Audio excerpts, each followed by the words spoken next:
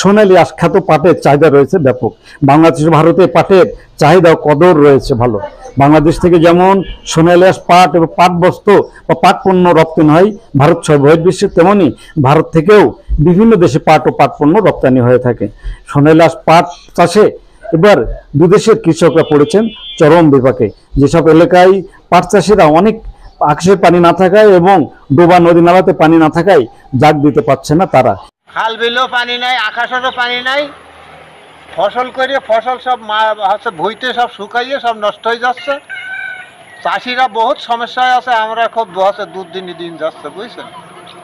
আমাদের এখন কোনো লাইন নেই যে পাট কাটা বুড়োইয়ে যে একটু পাট কাটা ফসলটা নষ্ট ঘরে তুলবে এমন কোনো কায়দা নেই।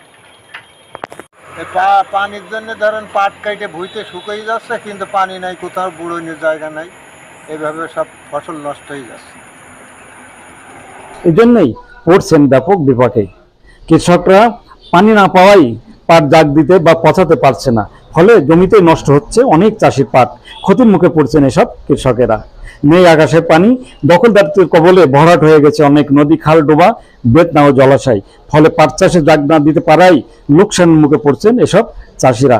হতাশা উৎকণ্ঠায় দিন কাটছে তাদের।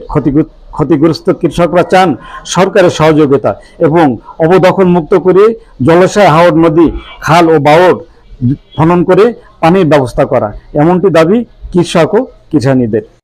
এখানে যেমন খাল বিল নেই, দখল হয়ে গেছে মানুষের আন্ডারে, আর পাট আমরা বুড়োতে পারছি না, তাই এখন আকাশে পানি নেই, তার জন্য পাট সব শুকিয়ে যাচ্ছে, পাট মরিয়ে যাচ্ছে, তাই আমরা পাট এখন ফেলিয়ে রাখিছি। উপজেলা কৃষি কর্মকর্তা দীপক কুমার মন্ডল জানায়, এবার উপজেলায় পাটের আবাদ হয়েছে ভালো।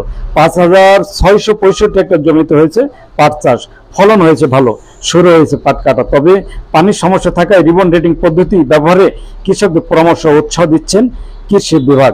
তবে এবার কৃষকেরা প্রকৃত বৈরী আবহাওয়ার মধ্যেও ফলন ভালো হওয়ার আশা করছেন তিনি। তবে কৃষকদের দাবি, পর্যাপ্ত পানি না থাকায় এবং হাওর, বাওর, খাল দখলমুক্ত হয়, তারা পানি না পাওয়ায় তারা পড়ছেন ক্ষতির মুখে। দায় দিনা করে পাট চাষ করে পড়েছেন বিপাকে। পরিবার পরিজন নিয়ে হতাশা উৎকণ্ঠায় দিন কাটছে তাদের।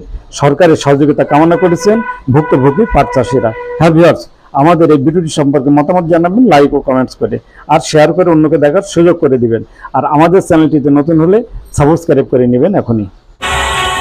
দেশ বিদেশের সব খবর জানতে, দেখতে, শুনতে, শিক্ষা, স্বাস্থ্য, যোগাযোগ, ভ্রমণ, বাণিজ্য ও বিনোদন সহ বিভিন্ন বিষয়ে সবার আগে সব প্রতিবেদনটি দেখুন ভয়েস অফ কলকাতায়।